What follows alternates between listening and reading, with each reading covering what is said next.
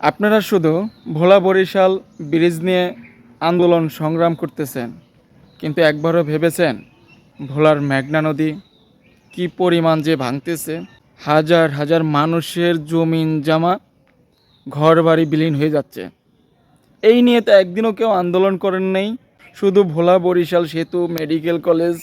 আরে ভাই, মানুষ টিকে থাকলেই নদী ভাঙ্গন থেকে বসত বাড়িতে যদি থাকতে পারে, তাহলে আমরা ভোলা বরিশাল সেতুর প্রয়োজন হবে।